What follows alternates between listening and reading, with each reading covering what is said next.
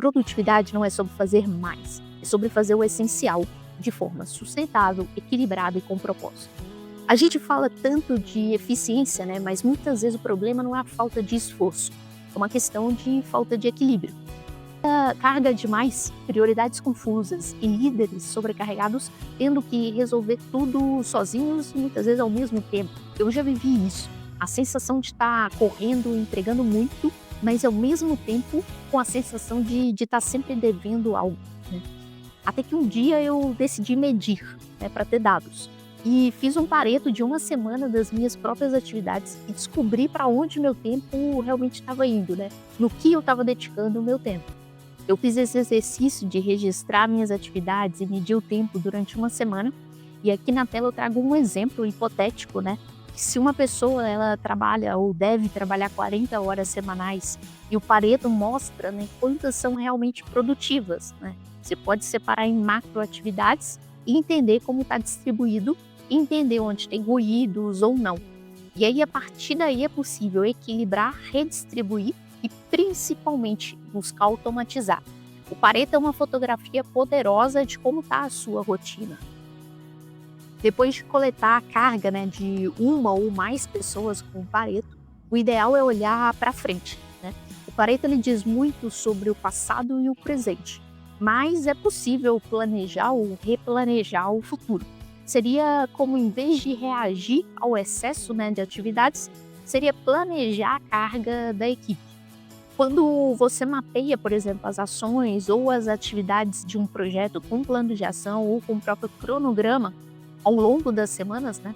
Por exemplo, você entende que quando cada pessoa será demandada e em que nível, né? Qual o nível da demanda. E com isso você pode evitar picos e sobrecarga.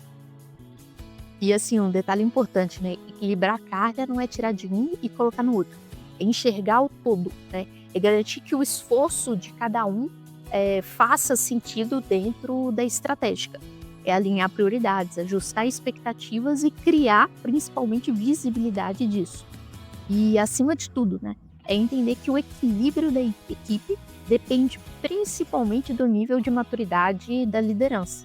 Alguns recursos simples, né, que podem transformar essa gestão são a matriz RACI, para deixar claro quem faz o quê, Kanban, com limite de tarefas, né, focando no que realmente importa agora, reuniões rápidas de balanceamento para ajustar antes que vire uma sobrecarga.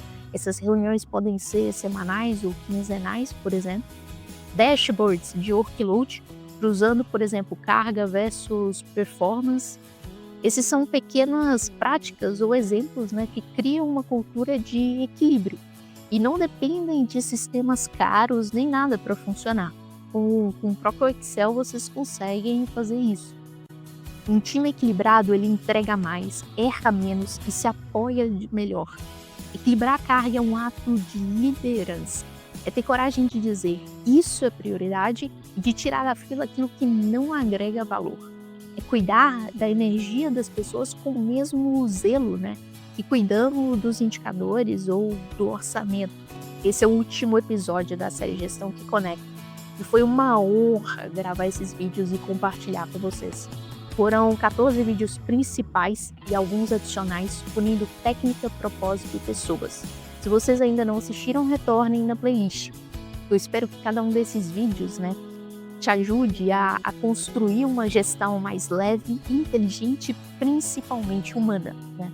Gestão que conecta é isso, é equilibrar projetos, pessoas e você.